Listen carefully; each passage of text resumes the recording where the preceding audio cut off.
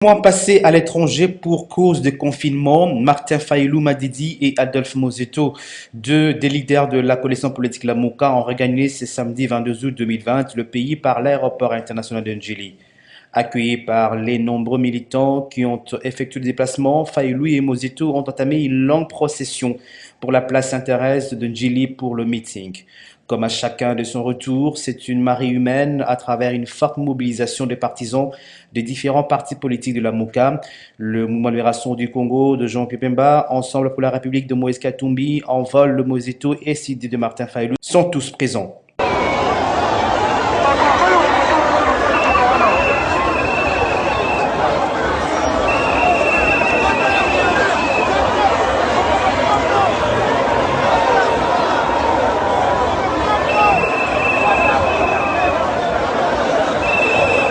Plus de 5 heures de procession sur un tronçon de 10 km, signe d'un accueil chaleureux pour ces leaders de la Mouka. Au terrain Sainte-Thérèse, lieu de meeting, plusieurs militants et partisans n'ont pas voulu rater l'occasion. Grand merci pour la mobilisation. Ce sont les premiers mots du coordinateur en exercice Adolphe Mozeto à la population en liesse. Martin Fayoulou, dans son adresse, s'est montré encore combatif en appelant à l'unité et à la paix, surtout en se solidarisant au docteur Denis Mukwege, prix Nobel de la paix, qui fait l'objet des menaces de mort. Pour la génocide, bande ko na biso batiki biso po bayebiti na te baza ko bango po na bele ya mboka na biso to sala 1 minute de silence.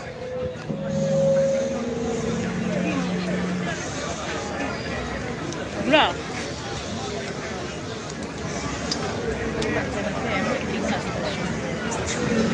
Merci beaucoup.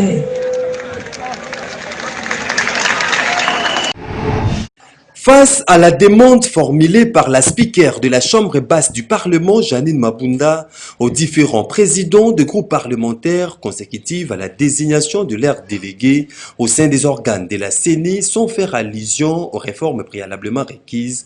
Ainsi, les députés nationaux de l'opposition parlementaire ont, à travers une déclaration rendue publique ce mercredi 19 août 2020, réitéré la position exprimée dans sa déclaration du 3 juin, exigeant au préalable l'examen du rapport de la CENI, l'audit de sa gestion financière et l'examen de propositions de loi relatives à la réforme du système électoral en veillant à bannir les discriminations dont les députés de l'opposition sont l'objet en matière d'initiatives législatives. Cependant, l'opposition parlementaire tient à rappeler à travers cette déclaration au bureau de l'Assemblée nationale que l'entérinement fraudulé de Ronsard Malonda à la présidence de la CENI ainsi que les propositions de loi Minakou et Sakata ont provoqué en juillet dernier de manifestations sur l'ensemble de la République et causé de pertes en vies humaines. S'obstiner à faire passer subtilement cet entérinement, estime-t-il, est une insulte à la nation et une déclaration de guerre contre la population.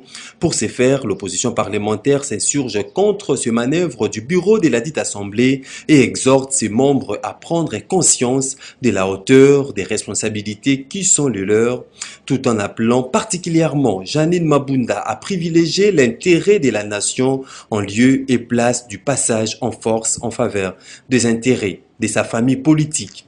Ainsi, l'opposition parlementaire considère cette demande de la présidente de l'Assemblée nationale comme une manœuvre insidieuse visant à diviser l'opposition politique à l'instar du coup fourré aux confessions religieuses. En définitive, l'opposition parlementaire n'attend plus tolérer toutes ces manœuvres tendant à saboter la souveraineté du peuple et les intérêts supérieurs de la nation. Communiqué officiel. Le mouvement de libération du Congo, MLC en sigle, a suivi avec consternation les propos d'un cadre du FCC, en l'occurrence M. Lambert Mende Omalanga, relayés sur les réseaux sociaux, lesquels propos dévoilent et confirment l'inféodation du pouvoir judiciaire en général et la Cour constitutionnelle en particulier, comme le MLC l'a toujours dénoncé. Cette attitude est révélatrice de l'instrumentalisation de la Cour constitutionnelle par les deux familles politiques au pouvoir, qui tentent de se livrer honteusement à la bataille de positionnement au sein de la haute cour qui est pourtant réputée gardienne des valeurs républicaines.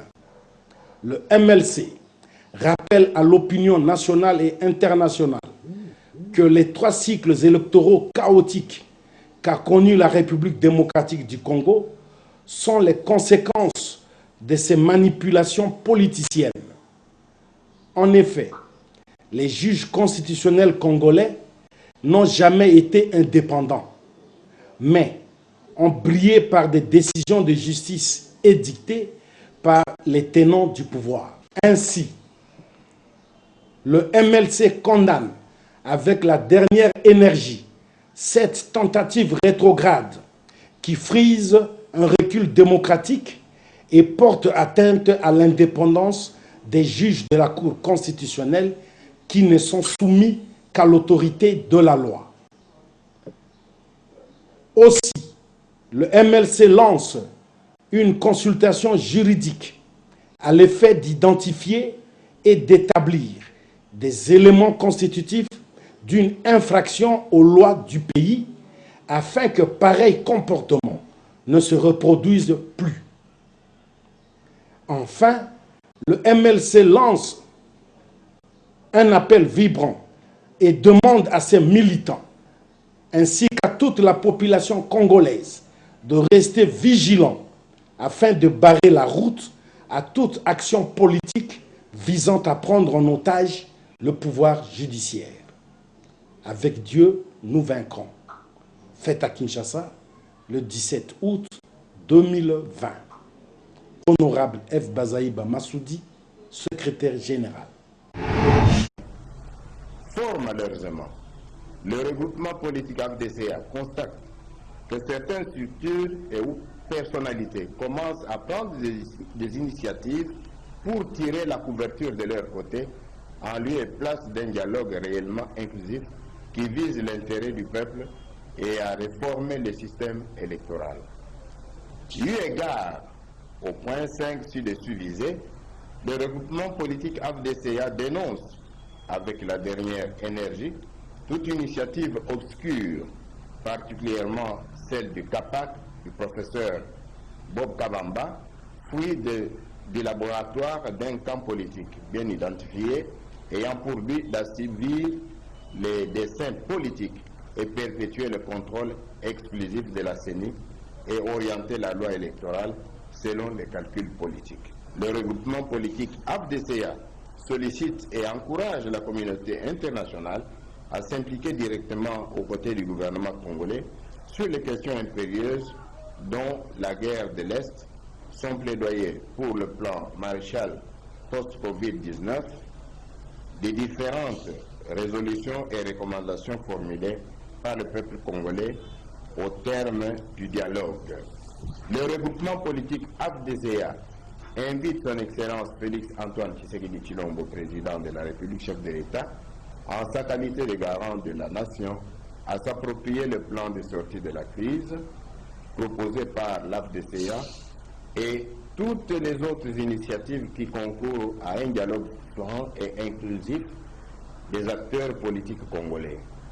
Le regroupement politique AFDCA, en tant que composante significative et autonome, deuxième force politique au sein de la majorité parlementaire, informe l'opinion publique qu'il ne participera qu'au dialogue ou forum qui sera réellement inclusif, sincère et modéré par des personnalités neutres et intègres au seul service du peuple congolais. Après leur tournée dans la capitale congolaise, dans le cadre des vacances parlementaires, des élus de la ville de Kinshasa sont allés le vendredi 20 août 2020 à la rencontre du président de l'Assemblée provinciale de Kinshasa. Les sénateurs de la ville de Kinshasa, parmi lesquels Valentin Guérengo du Mouvement de libération du Congo, ont présenté à l'honorable Godin Poy, numéro 1 de l'organe délibérant de Kinshasa, le rapport de leurs vacances parlementaires à qui ils ont réservé la primeur. Les élus des élus ont aussi plaidé pour la mise en mouvement d'une interaction institutionnelle entre eux et les députés provinciaux.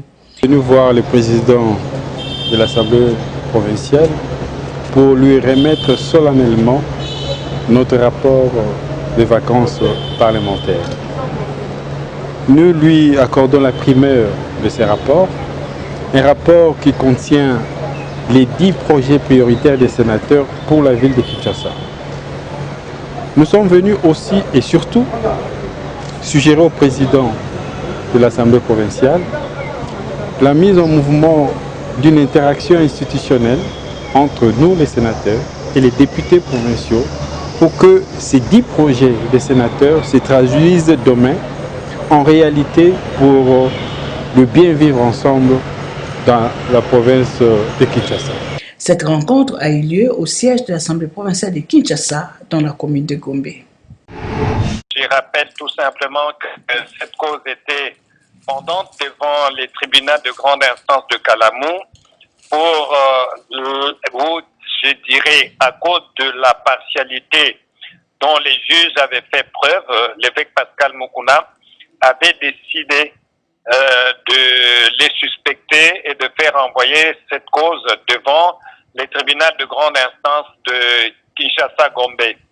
Et l'audience, la première et la dernière audience devant ce tribunal a eu lieu hier. Les juges ont demandé à ce que les greffiers puissent donner la lecture de tous les PV qui étaient élaborés et confectionnés lors de l'instruction devant les tribunaux de grande instance de Kalamou, ce qui a été fait. Les avocats